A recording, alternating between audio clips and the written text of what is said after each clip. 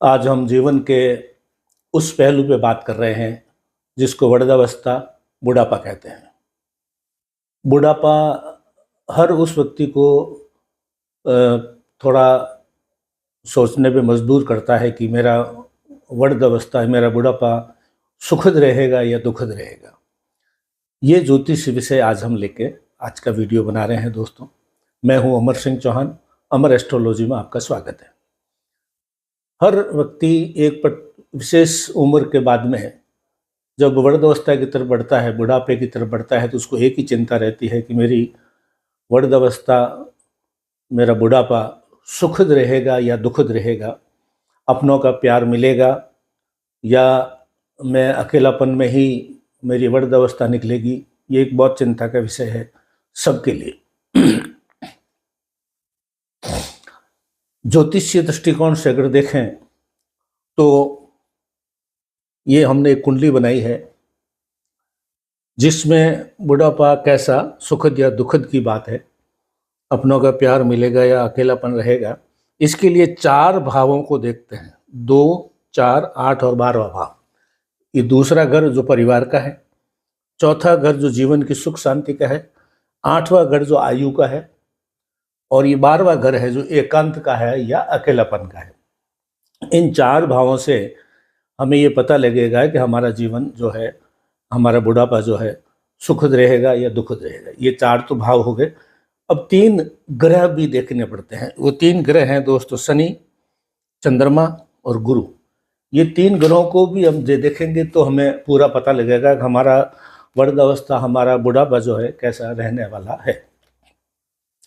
सबसे पहले कुंडली का दूसरा भाव देखते हैं। ये परिवार का भाव है, यानी जिस फैमिली में आप जन्म लिया है और अब आप वृद्ध हो गए, आप हेड ऑफ द फैमिली हैं, तो ये जो परिवार है, आपके बच्चे हैं, बेटे हैं, पोते हैं, बहुएं हैं, ये आपको किस रूप में रखेंगे, उसके लिए देखना है कि हमें दूसरे भाव में अशुभ ग्रहों का प्रभाव हो। प्रभाव यानी मंगल, शनि, राहु, केतु यहाँ अगर बैठे हैं तो ये अशुभ हो जाता है ये भाव, ये मान के चलिए आपको। और राहु जो है हमारी खुद की वाणी को भी प्रभावित करता है। तो अगर यहाँ पे अशुभ ग्रह बैठे हैं या अशुभ ग्रहों की दृष्टि है, यानी राहु, केतु, मंगल इस भाव में बैठे हैं या कहीं से भी यहाँ दृष्टि दे रहे हैं, तो आप मान के चलिए कि परिवार के अंदर आपको उतना सुख और शांति नहीं मिलेगी, क्योंकि अशुभ ग्रहों का प्रभाव है। और राहु अगर ज़्यादा खराब है, पीड़ित है यहाँ पे, तो आपकी खुद की वाणी भी इस तरह की हो जाएगी कि आपके बोलने के, आपके कठोर व्यवहार से परिवार वाले परेशान हो जाएंगे। तो आपको 2 चीज़ देखना है, या अशुभ ग्रहों के बैठे हैं या अशुभ ग्रहों का प्रभाव है, और आपकी वाणी जो है वो भी आपको ध्यान रखना है कि आप अपना, आपका बुढ़ापा आपकी जबान पे और आपकी वाणी पे बहुत निर्भर करेगा। तो ये दूसरे भाव से देखते हैं, परिवार से। सेम फॉर्मूला हर जगह लगेगा। ये चौथा घर है सुख और शांति का। सुख और शांति, इस भाव पे भी वही फॉर्मूला है। मंगल, राहु, केतु की दृष्टि या यहाँ बैठे हैं तो ये आपको सुख शांति के अंदर बाधा पहुंचाएंगे। और अगर शुभ ग्रह बैठे हैं यहाँ पे तो आपको इससे लाभ मिलेगा।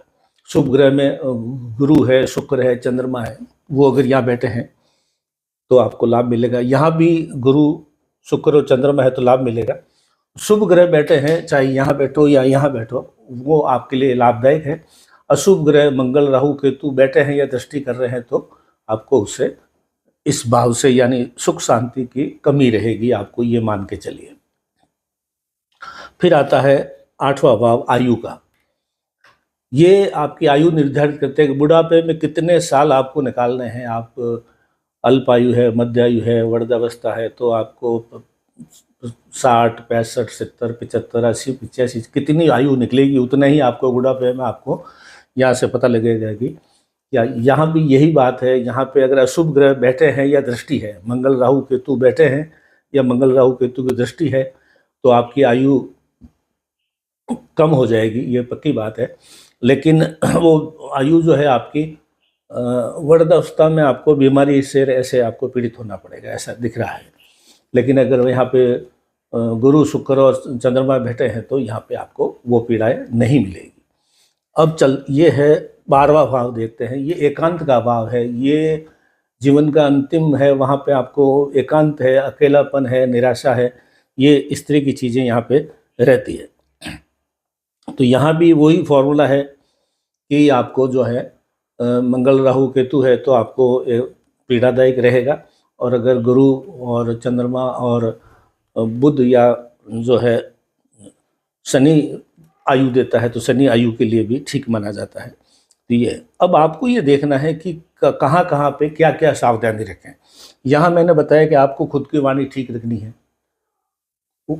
दूसरा भाव वाणी का भी है, तो आप अपनी वाणी जितनी प्रेम पूर्वक अच्छे रखोगे तो आपके परिवार के लोग भी आपको अच्छा ही जवाब देंगे। यहाँ सुख शांति की बात है तो आप खुद सुख शांति में रहेंगे तो परिवार वाले भी जो है बच्चों के काम में टोका टोकी नहीं करें। यहाँ आपको यहाँ तो वाणी का ध्यान रखना है। यहाँ पे अगर अशुभ ग्रह बैठे हैं तो आपको बच्चों के काम में टोका टोकी नहीं करनी है, आप अपना जीवन जीजिए, वो जैसा चाहे वैसा उनको करने दीजिए।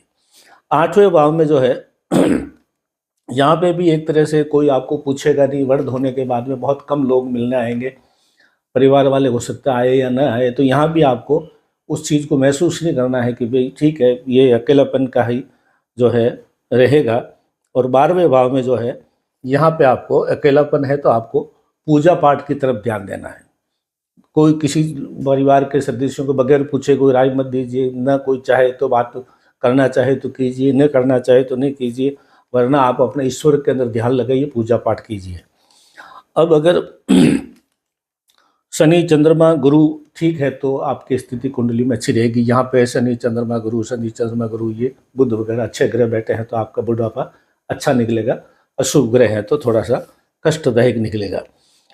2-3 चीज़ें और ध्यान रखें उपाय के रूप में। किसी से कोई उम्मीद मत रखें, कोई आप उम्मीद मत रखिए कि आप मेरे अंदर पास आके बात करेगा, नहीं करेगा। आप ये उम्मीद छोड़ दीजिए किसी से, परिवार से, किसी से भी, दोस्तों से, मित्रों से। और हो सके तो आप किसी गरीब की मदद कीजिए और ईश्वर से जुड़े, ईश्वर से जुड़े, आप पूजा पाठ कीजिए, ईश्वर से जुड़िए, गरीब व्यक्ति की मदद कीजिए। अगर आप सक्षम है, थोड़ा बहुत भी कुछ कर सकते हैं तो वो कीजिए। गरीब, और शनि जो है गरीब का रूप है, शनि वृद्धावस्था का रूप है, तो उसकी मदद कीजिए। और उम्मीद मत रखिए, अपनी वाणी ठीक रखिए, दूसरों को टोका टोकी मत कीजिए। कोई मिलने आ रहा है, नहीं मिलने आ रहा है, परेशान नहीं होइए, ऐसा ही रहेगा। और यहाँ पे जो है एकांत है तो आपको पूजा पाठ करनी है। तो ये 4 भाव और 3 ग्रह शनि चंद्रमा गुरु, इनके ऊपर हमने ये पूरी चर्चा की है। अधिक जानकारी के लिए आप चाहें तो किसी विद्वान ज्योतिषी हमारे से कुंडली दिखवा करके अच्छे से पता करके उसके उपाय वगैरह भी हम बता सकते हैं आपको। अमर एस्ट्रोलॉजी में आज इतना ही। धन्यवाद।